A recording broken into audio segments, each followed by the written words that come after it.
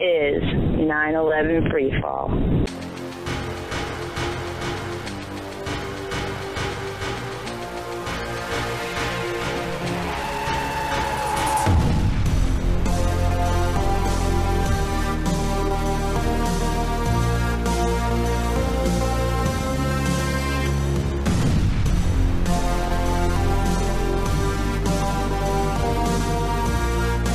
Good evening, ladies and gentlemen. Welcome to another episode of 9/11 Freefall. I am your host, Andy Steele. Tonight, my guest is Victoria N. Alexander. She's back on the show to be talking about her new book that is out in print. You can buy it. It's called Locus Amoenus. It is a retelling of the story of Hamlet, and it features front and center in its plot the 9/11 controlled demolition issue. One of the characters is a bureaucrat from NIST. The other character, his stepson, Hamlet, is a 9/11 truther. He is a person who is awake to the controlled demolition evidence. And obviously, being his stepfather, working at NIST is going to cause some conflict. So if you're familiar with the story of Hamlet and you're familiar with the 9/11 controlled demolition issue, this is a book you're going to want to read. I'll be playing my interview with Victoria N. Alexander about the book in about 10 minutes or so. Before I get to that, though, I want to break some news here. And I'm not sure if I have covered this on the show. I think I did, but in case I didn't, I'm just going to offer a refresher. Wayne Costi, who's been on the show in the past, and Mike Smith, two great activists and obviously authors, have written a paper. It was called The World Trade Center Analysis, Case Study of Ethics, Public Policy, and the Engineering Profession. And back in June, AE 9/11 Truth had announced that this paper had been accepted by the European Society for Engineering Education. It went through a peer review process, and so they were going to be presenting the paper at its 43rd conference over there in France. So obviously Mike and Wayne are Americans. They made travel plans. I believe they were arriving to the country, and at the last minute, the paper got pulled. It passed all the peer review process. Nobody found any technical faults with the paper, but it got pulled. So what's going on there? What happened? So I'm going to read a press release now. Mike and Wayne have created a web page. The web page is called censoredbysefi.org. This is the press release. I'm going to read it word for word to you. A presentation that was scheduled for the 43rd SEFI conference on July 1st has now been made available at censoredbysefi.org. The SEFI conference opened on June 29th with a controversy centered on the issue of censorship. A paper that two authors traveled to present was withdrawn in the days before the conference began, and the authors were refused entry to the conference. Their paper was to discuss, as a case study, an instance where the peer review process failed for an important engineering topic. The paper then discussed the risks to the credibility of the engineering profession as a result of this flawed peer review process. Finding no technical faults or errors, the paper passed SEFI 2015's peer review steps and was accepted for presentation. The SEFI Scientific Committee censored the paper for vague reasons that they refused to elaborate on, and we'll get to that later, folks. Its last-minute removal as the authors were arriving at the conference suggests that non-technical issues played a key role in its removal. Furthermore, this suggests that discussion of ethics may not have been a place in the engineering curriculum in Europe. The removed paper highlights the risk to the engineering profession as a result of ethical lapses that are causing members of the public across the world to question whether organizations that represent engineers can be trusted. The paper examines a case study where the peer review of a technical paper in a prestigious engineering journal failed to ensure sound engineering analysis. This resulted in unsupportable conclusions being published and counter-explanations not being allowed. The 8-page paper entitled The World Trade Center Analysis, Case Study of Ethics, Public Policy, and the Engineering Profession provides background and discussion leading to the critique of the sole published explanation for the mechanism of destruction of the Twin Towers at the World Trade Center on September 11, 2001. The paper used in this case study shows that the explanation presented in the Journal of Engineering Mechanics What did and did not cause the collapse of World Trade Center Twin Towers in New York by Besant is not supported by cursory observations.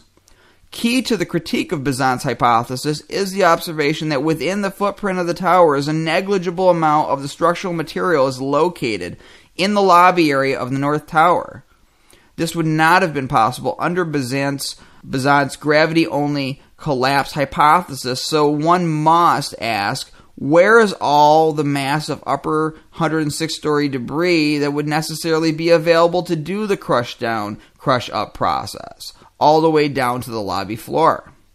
If a conference such as SEFI 2015 cannot address the ethical lapses of the engineering profession, what venues are available to demand engineers, in the words of the U.S. National Society of Professional Engineers, adhere to the code of ethics, and this is in quotes, that must be dedicated to the protection of the public health, safety, and welfare, end quote. The engineering profession may one day wake up to find that their credibility to contribute to issues such as climate change and sustainability has vanished. The About SEFI section of their website states that SEFI's aims and objectives are to reinforce the position of the engineering professionals in society. These ethical aspirations parallel that of the U.S. National Society of Professional Engineers, which states, engineers must perform under a standard of professional behavior that requires adherence to the highest principles of ethical conduct. Ethical violations such as censoring critical discussions of important topics makes a mockery of SEFI's aims. SEFI is the largest network of institutions of higher engineering education, individuals, associations, and companies in Europe. And then it goes on to talk about Wayne's background and architects and engineers for 9/11 Truth. But there you go. A backhanded way of censoring the information when they can't counter it on a technical level. This is an absolutely important issue. And if we actually had our media and press working for us, this would be getting news coverage. This would be getting everybody all up in a stir. I mean, this is out and out censorship, and see, they can get away with this because the conference will come and go, and the opportunity for being able to go to it is going to pass, and then they just have to worry about next year and how they will keep it out and start to formulate a plan for next year. You know, it's different, like if you got a show censoring talk about 9/11 Truth issues from callers, the callers can keep on calling in.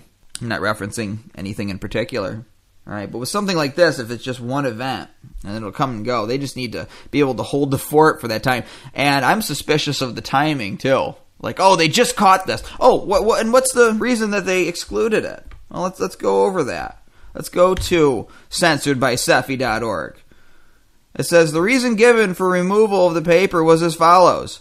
This is the quote from the chairs of the scientific committee. On looking again at your proposed paper, the committee was not fully convinced that you met the copyright statement below which you completed on April 6th. The authors warrant that the article contains no libelous or other unlawful statements and does not infringe on the rights of others. They don't want to say no. They don't want to say we're scared as hell of this topic. We don't want to shine a light on this. We don't want to give this a platform from which to be heard by everybody. They don't want to do that. So they're going to look for something. They're going to stretch the bounds and find something wrong with it. Oh, we'd love to give you this forum, but there's a copyright issue. I mean, if you believe that that's the reason that Wayne and Mike are not presenting the paper, I got a bridge to sell you over in Brooklyn. So I'm going to try to get these guys on the show. I don't see any reason why I shouldn't be able to, either next week or in the weeks following. We're going to talk about this more. This should outrage you. This should absolutely outrage you. So look forward to that in future shows. All right, before I play my interview with Victoria and Alexander, we're going to do what we do every week. We're going to take 10 seconds of silence to remember the victims of 9/11 and their families and all the people who died in the wars that followed 9/11. We're going to be doing that beginning now.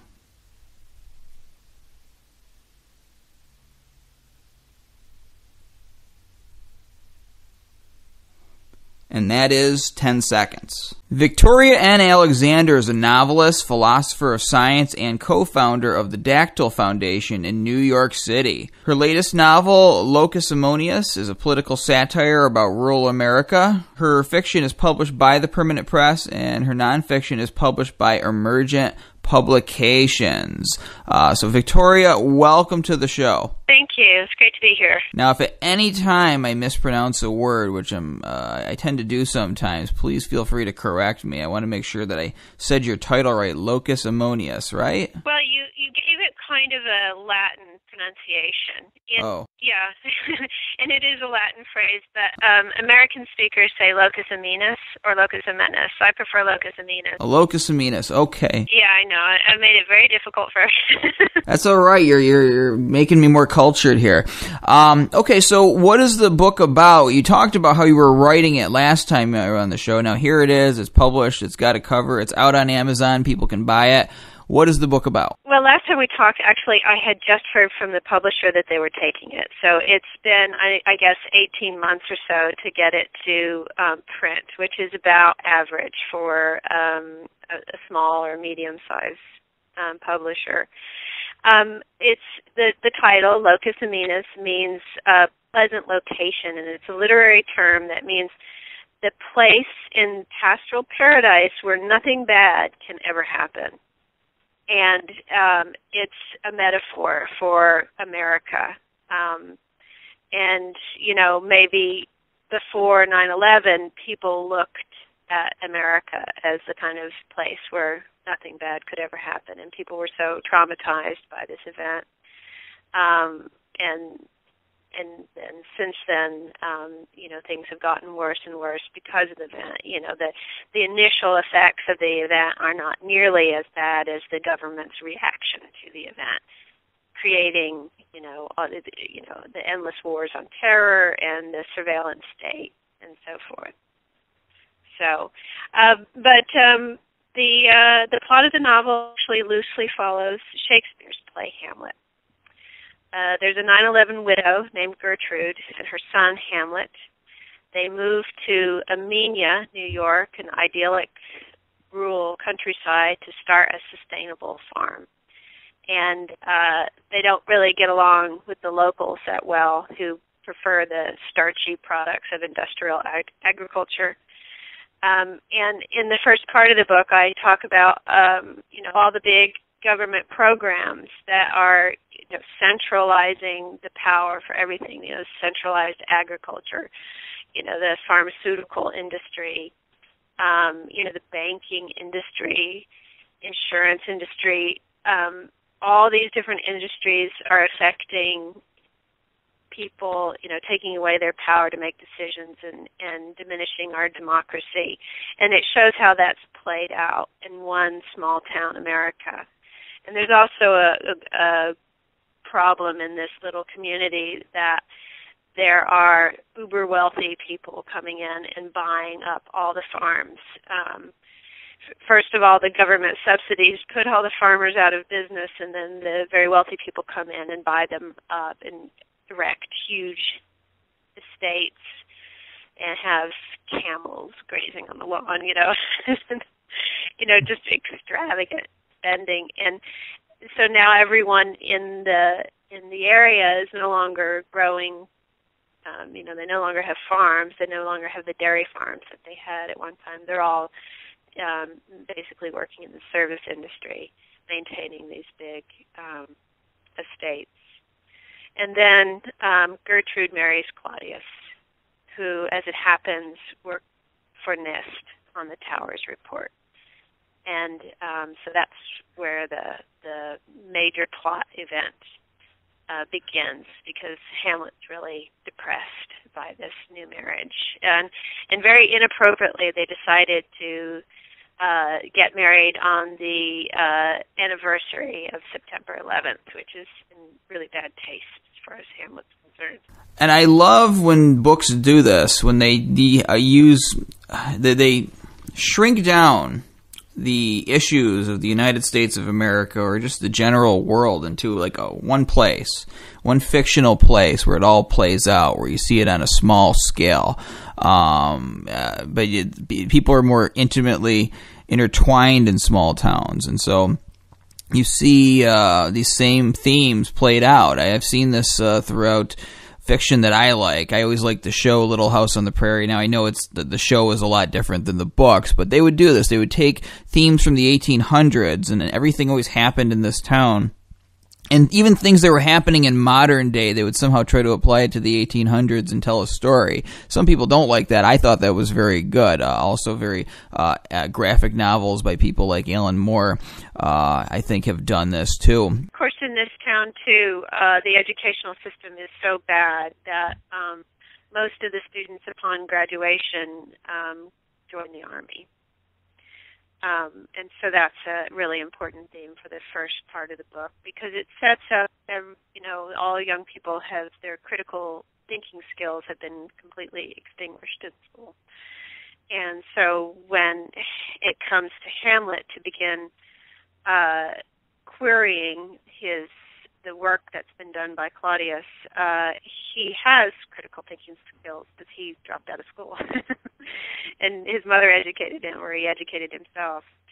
But his friends from school, who happen to be named Rosencrantz and Guildenstern from Shakespeare's play, haven't learned how to think for themselves at all, and they end up joining the Army, and it doesn't go well for them. So what brought you to write this book? Well, I think the conspiracy theory issue is an important part of our culture today. And the play Hamlet is an interesting story. It's my favorite play.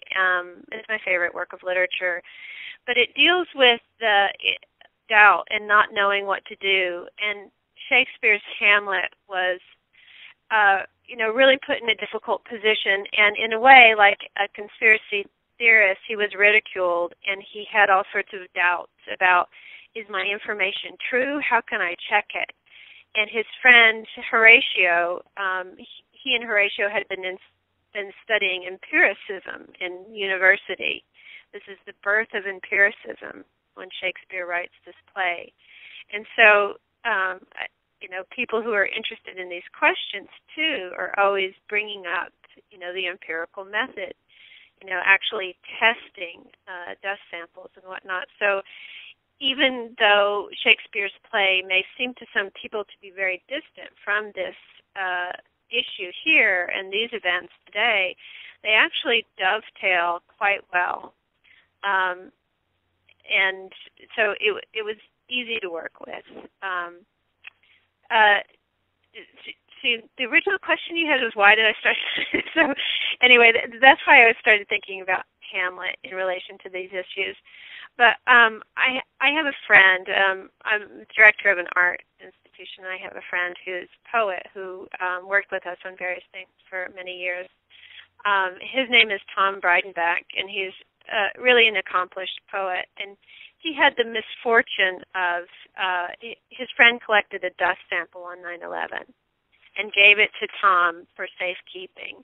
And Tom heard about some scientists who were researching the dust samples because of all, he had heard about the possible health hazards and things with those samples. So he sent it in, and it turns out, it was the dust sample tested for incendiaries, and the laboratory test came back, showing this is highly explosive material. It's very exotic material in that it can only be produced in a laboratory because it's nano size. And so my poor friend Tom, who's just a poet, now has this, terrible, finding the smoking gun or something. This awful burden has been put upon him. What does he do with this? And so I was inspired by his story to, in my book, I have young Hamlet when he's just a little boy, 10 years old. He's at the Brooklyn Bridge, and he sees the buildings come down, and he, is in shock and gathers up some dust. And his science teacher, Horatio, finds him takes the dust from him and just puts it in a plastic bag and sticks it in his pocket and brings Hamlet home to his mom, and he forgets about it, and he keeps the dust sample. And so Hamlet, my Hamlet, doesn't realize that any of this has happened, that Horatio has tested the sample. So 8 years later, Horatio finds Hamlet, where he's moved upstate, and gives him the terrible news. And this is just after his mother has married the NIST bureaucrat who claims to have investigated the towers.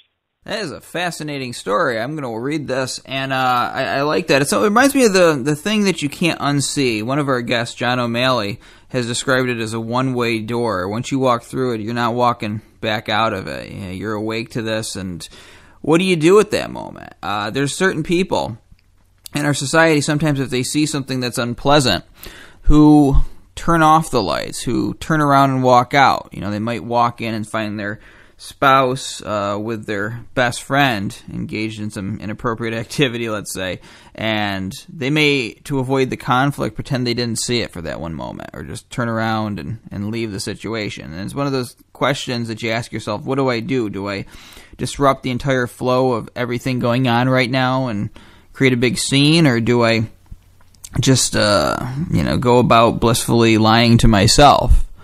And I believe the scenario that you laid out in describing this book is what is being experienced by people within our government, within our media establishment right now. It reminds me, I watched this movie. It was a Stephen King movie. I'm not sure if it was based on a book or not, but it was a movie where a woman found out that her beloved husband is a serial killer.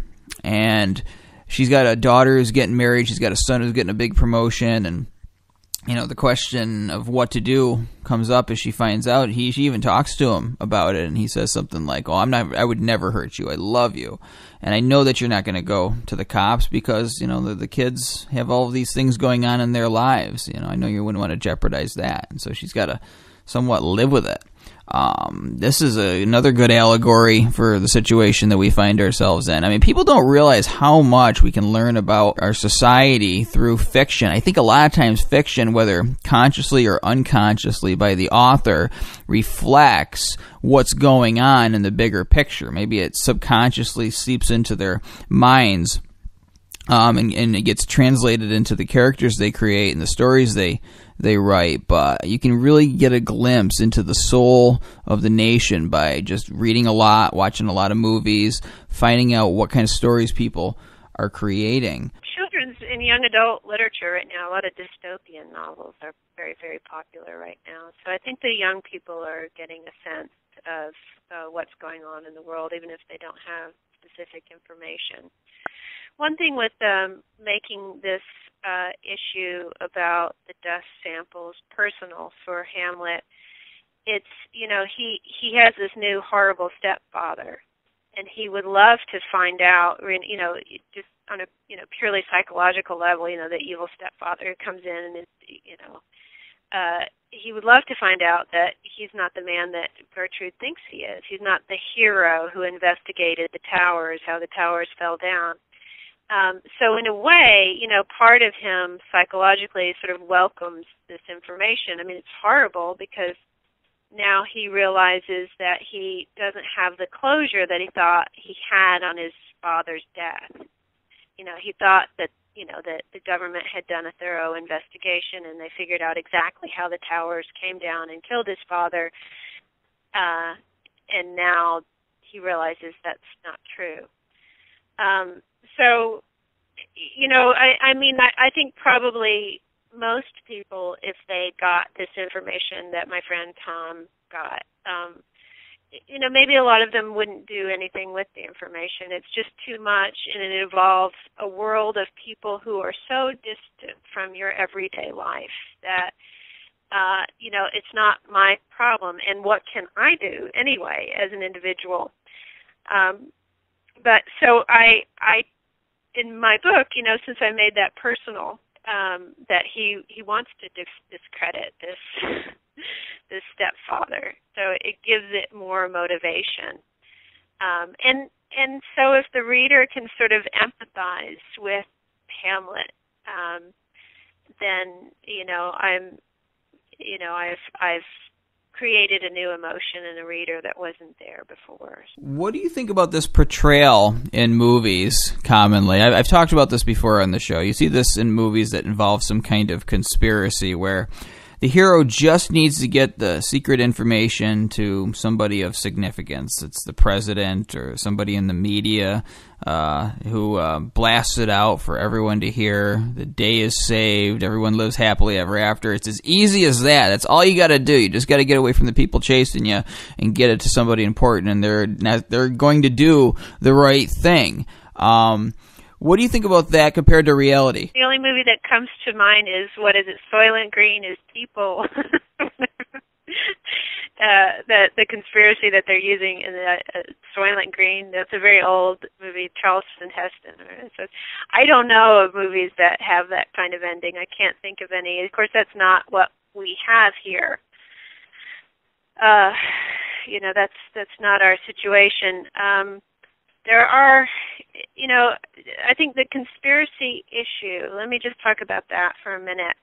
Things are changing in our world right now. It seems like a lot of people in the government are ready to sell out the House of Saud, the Saudi Arabian government, for their involvement in 9/11, for their financing Al-Qaeda, for their, providing the means for the alleged hijackers. It's in the mainstream news. USA Today, just a couple of days ago, had a pretty thorough article on it. It's been in the Times. And so we have former Senator Graham, Florida, and Senator Rand Paul, Massey, and I forget the names of the other people who are on this bill to release the 28 pages. The 28 pages were put together by Senator Graham, and they investigated the Saudi relationship to 9/11 in terms of the financing.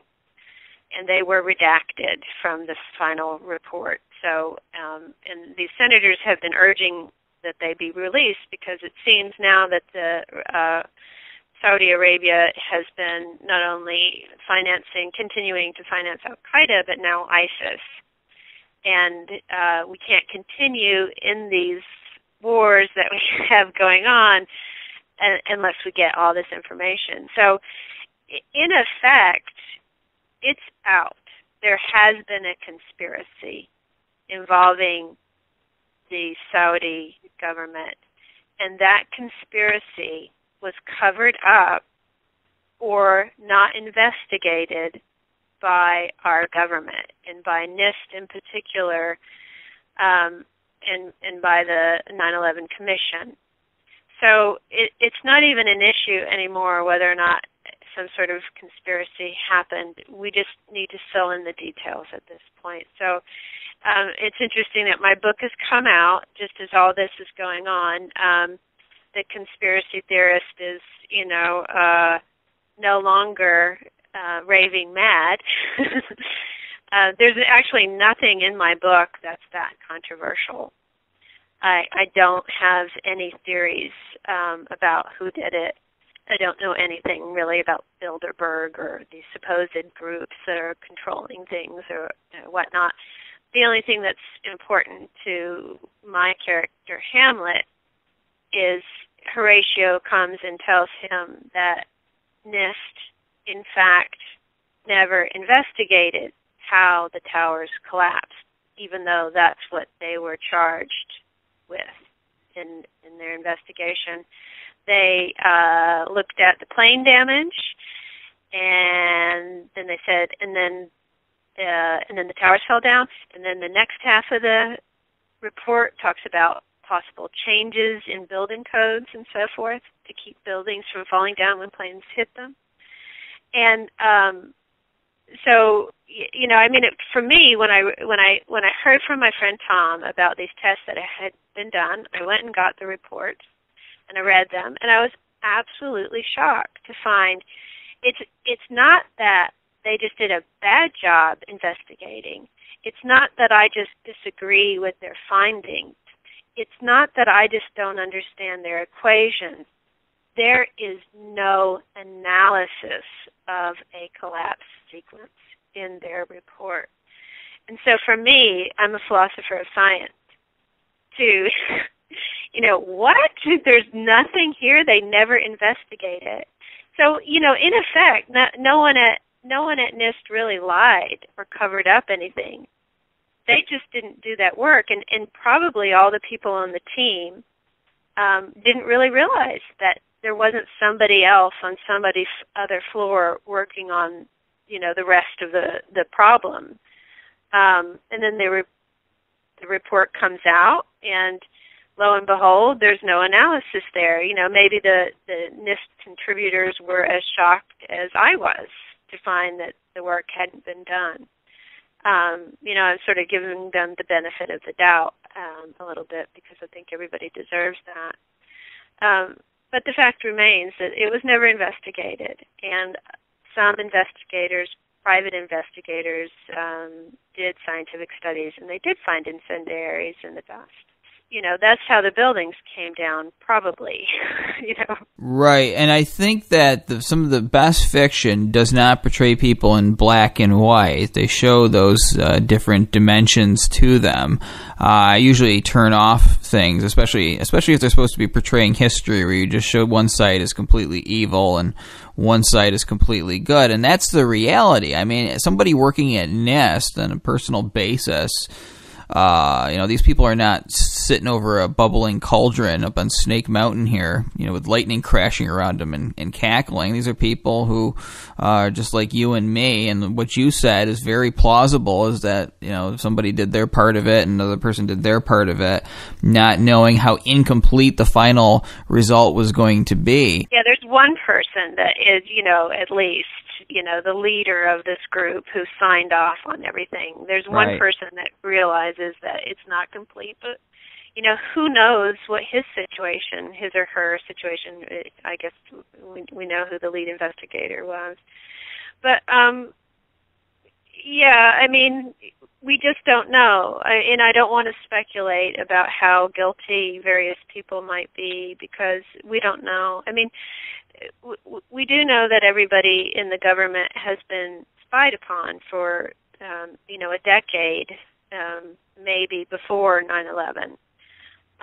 So no one is really free to do what they think is right. And I wanted to ask you, how is the stepfather? You were saying how Hamlet doesn't really mind this information coming forward because he's looking for a reason to show that the stepfather is not necessarily a good guy. How much of a good guy is the stepfather? Is he a guy caught in a bad situation, or is he more... He's a complete idiot, and you can't stand him. You hate him. Shakespeare's Claudius is a real snake, But he may just be, like a bureaucrat, doesn't care about anything but himself and, his own immediate concerns. And maybe he thinks there's a little something else going on, but he doesn't want to go there. He doesn't want to bother because he's too busy with his personal pursuits. And I have a section in the novel that shows Claudius thinking, because Shakespeare does something similar to that too. We get to see Shakespeare's Claudius making a confession and praying to God, and so we know what's on his mind. And so I have Hamlet try to imagine, what Claudius might have done. And Hamlet's kind of generous to him, really, thinking that it's just, incompetence, selfishness, pettiness and not pure evil, or real intention to do harm. Because Hamlet's kind of a generous person as much as he hates his new stepfather.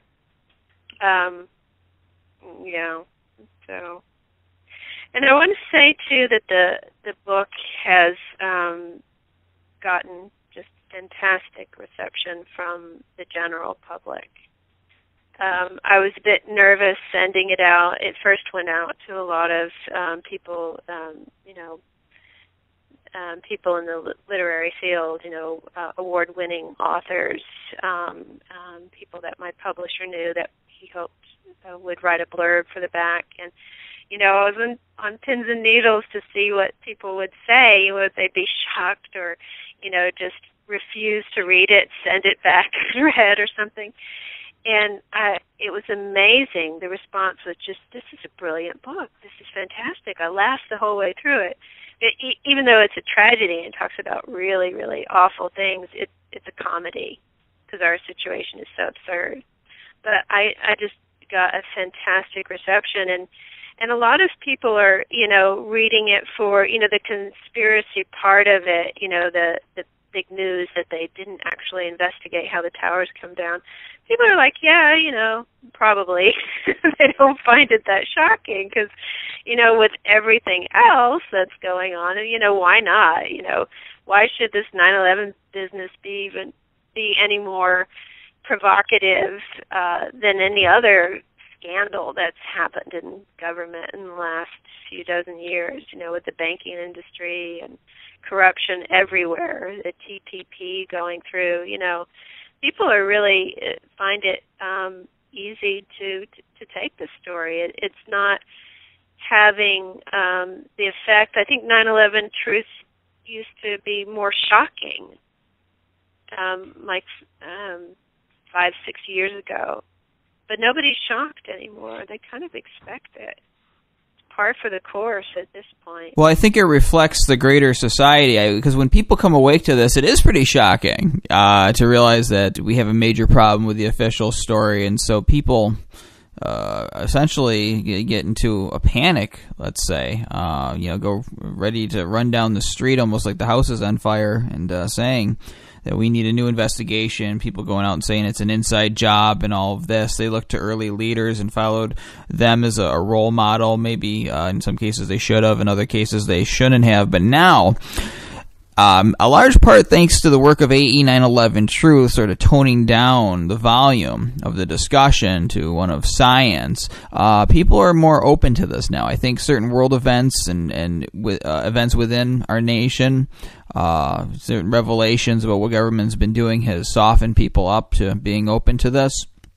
I also think that people have just gotten used to the idea that this could be true if they haven't looked into it. It's become more acceptable, and people are more willing to listen to people like you or to Richard Gage, talking about science and common sense, as I always classify it. I wanted to get a chance to ask you this. It's been a long time since I read Hamlet, right? But a lot of people got killed in Hamlet, if I remember right. Maybe not as much as in Macbeth, but it was pretty bloody. Are we expecting a high body count in this book? There's a pile of bodies at the end of Shakespeare's play. And I loosely follow the play, and I can't ignore that. I don't have my Hamlet get kidnapped and fight pirates and find his way back, because pirates just, maybe I could have figured out a way to work them in, but I didn't. But yeah, I had to work with that ending, and I don't want to give anything away, but let me just say that I figured out a really complex way to deal with that pile of bodies at the end that I think that is better than the way Shakespeare had to end it. Shakespeare's also following tradition, and so he, but I did something with that ending that makes it more powerful, I think, makes it resonate more. So yeah, just buy the book for that ending. It's people have read it and they say, I feel like I was hit with a sledgehammer at the end. I bring everything together really well, I have to say, but you have to read it to find that out. What got left out of the book? Obviously, when you write something, I assume for a lot of writers, they write something, they have certain scenes that may sound good at first, and then they look at it later and say, no, I'm not going to include that. Or maybe the publishers cut something out for whatever reason. Did everything that you wrote get included in this book in the end? Oh, yeah. And I'll tell you what I have Ophelia is in the book, Hamlet's girlfriend. And in Shakespeare's play, she drowns herself out of grief because Hamlet has killed her father. And in my book, he also accidentally kills his father. I'm not giving anything away by saying that, because everybody knows the basic outline of Hamlet. And of course, my Ophelia is not going to go drown herself, but she's going to overdose on pharmaceuticals. She's been on Paxil for years because she's very morose. She's kind of a goth girl, which I think fits the Ophelia character really well. She's a goth girl, or emo That's girl. Interesting. Yeah. And her brother Laertes is, in Shakespeare's play, he was a real rebel, and he has these kind of old-fashioned values, like fight first, ask questions later, honor is everything. He's that unthinking patriot kind of, and rebel too, because he threatens the king Claudius at one point in the play.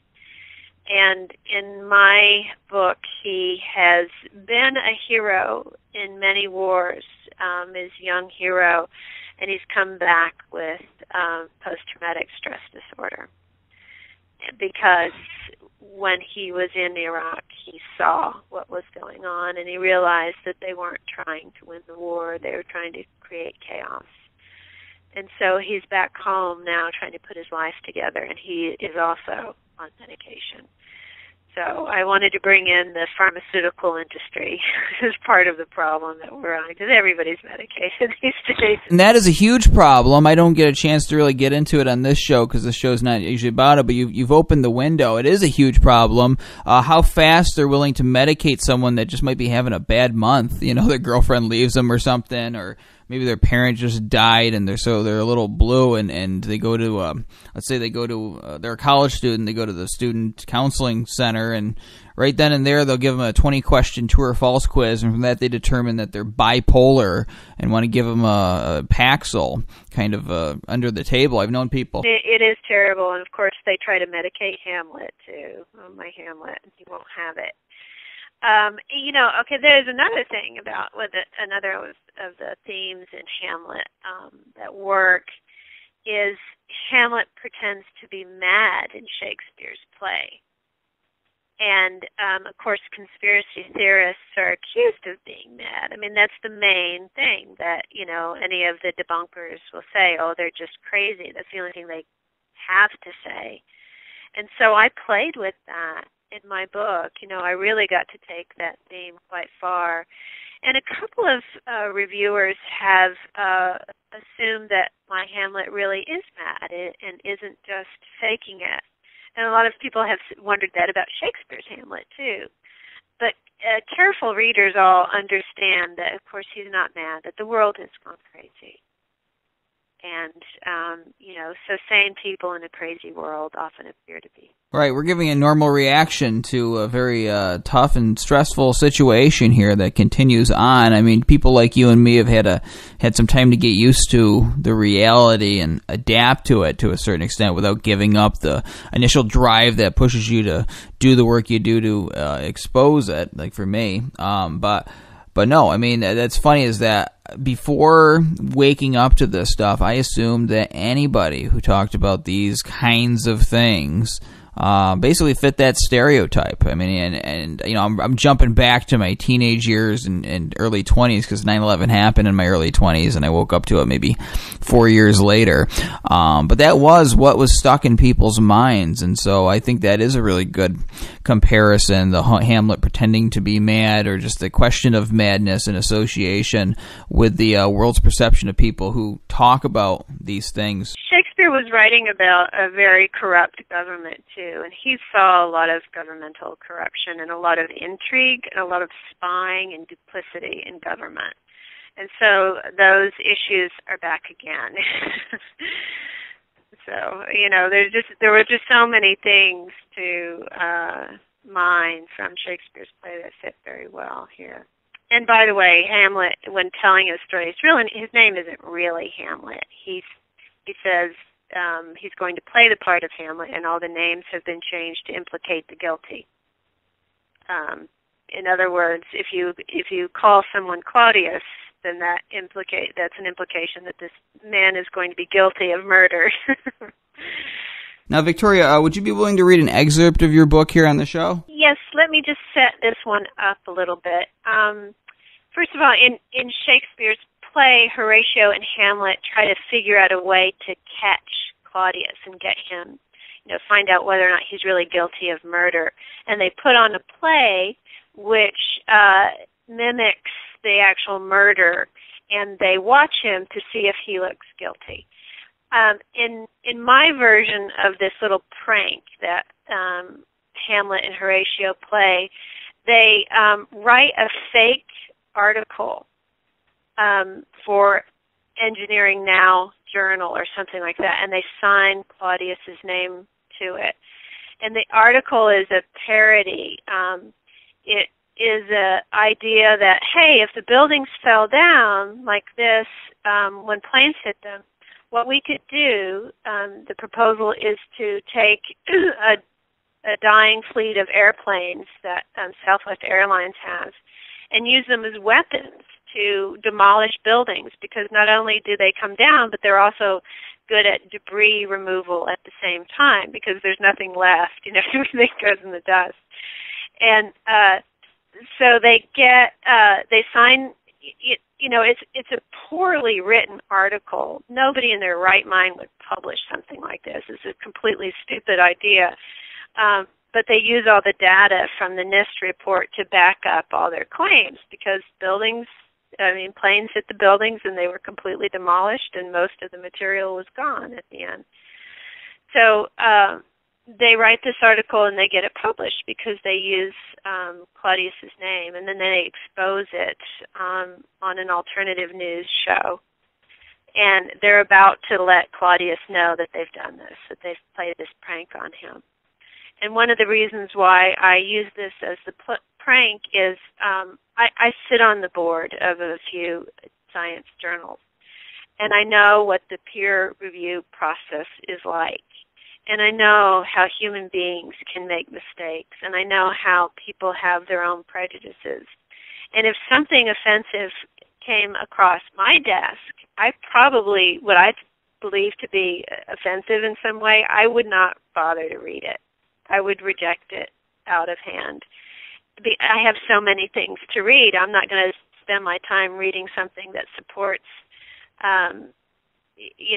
genetic cleansing or something like that, so I reject it. And so the argument that Chomsky gives that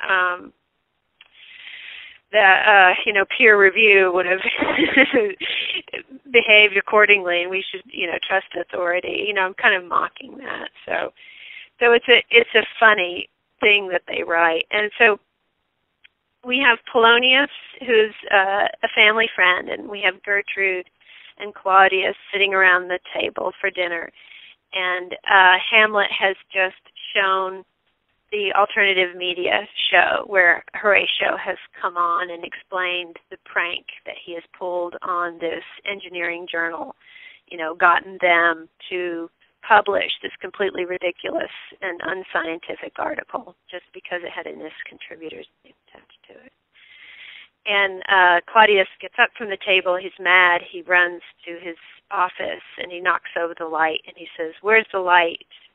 I'm echoing something that happens in Shakespeare's play. And this is Hamlet speaking now. "I taunt Claudius, calling out to him, 'How much mass fell over the side, uncle? How much of the load was subtracted? Make any estimates?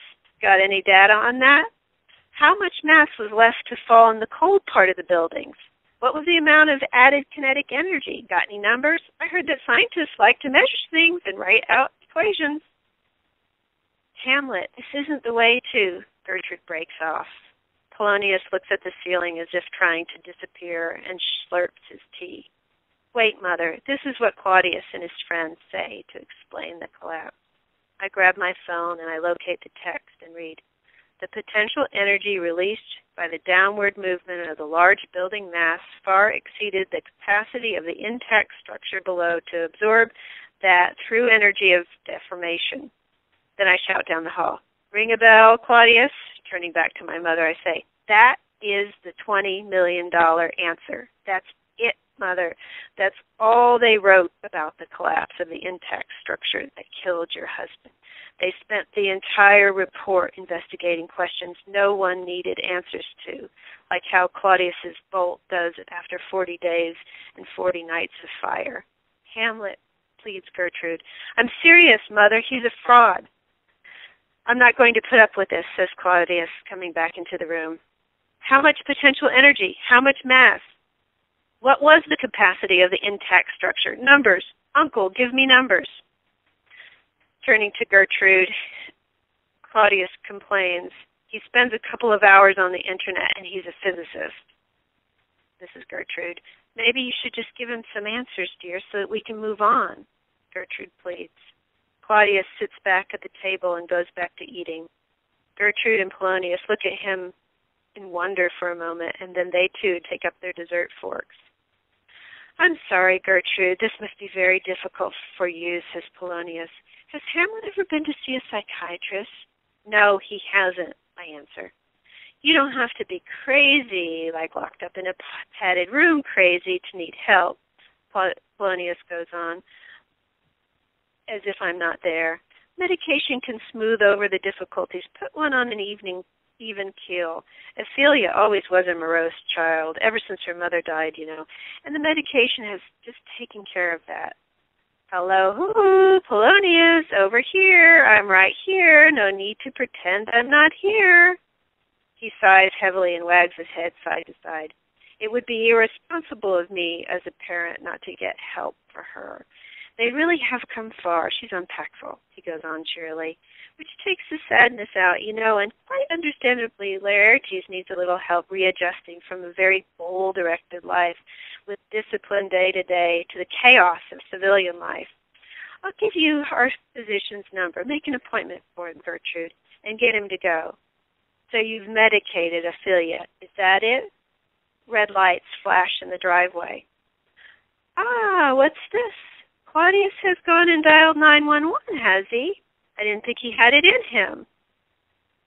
Claudius, will you help Gertrude get him to the doctor, pleads Polonius. Claudius grunts into his teacup. There's a knock at the door. I'll get it, Gertrude, I say. I won't be long. And then Hamlet gets up and jumps out the window and avoids the police. Wow, very cool. So what do you want people to learn most from this book, coming away from it, reading the last page and closing the book? What do you want to instill in them, have them walk away from your book feeling? Well, like this passage that I just read, one of the things about that is it's his big revelation where he makes his very logical points and asks some very good questions. But what's the response to that? Evasion. Nobody really takes the point. Nobody really gets what he's getting at. The whole thing is kind of ineffective, really. And so I think that I one of the things that I wanted to do for people who have tried to talk to friends about some evidence that they've read about is to just give them a story that they can relate to. We've all gone through this, what it's like to bring up this conversation at dinner and have our very good friends treat us very coldly. And just to let people know that, you know, we've all been through this. And to give the conspiracy theorist a place in literature. He's a very important character, as was Hamlet, for really defining who the modern man is. Because before Hamlet, people weren't really self-reflective. They didn't wonder and they didn't doubt. They thought that everybody was born with a certain character and that's just the way you were.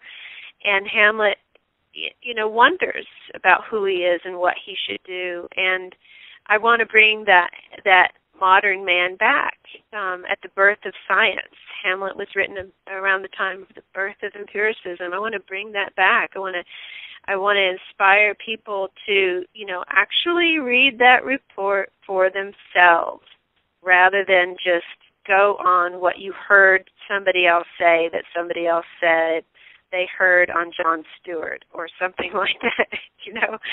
If you want to have an opinion about 9/11, please refrain from forming that opinion until you've actually looked at the report and seen whether or not they actually ever did an investigation of how the buildings came down. They didn't.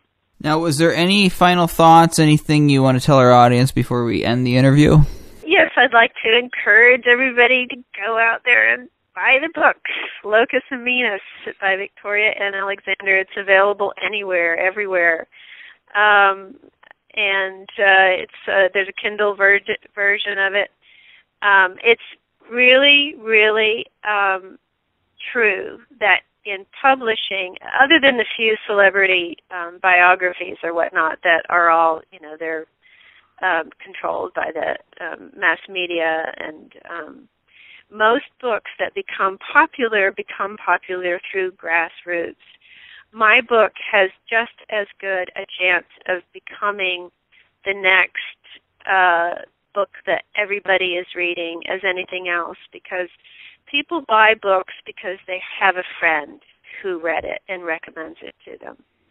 So I want to urge all people involved in 9/11 who wondered about 9/11 to read the book and then recommend it to a friend, because it's a really, really easy way to get people introduced to this subject. There's nothing really controversial about it at all, and it's a really funny, enjoyable read. It's not at all unpleasant, like having to read the reports of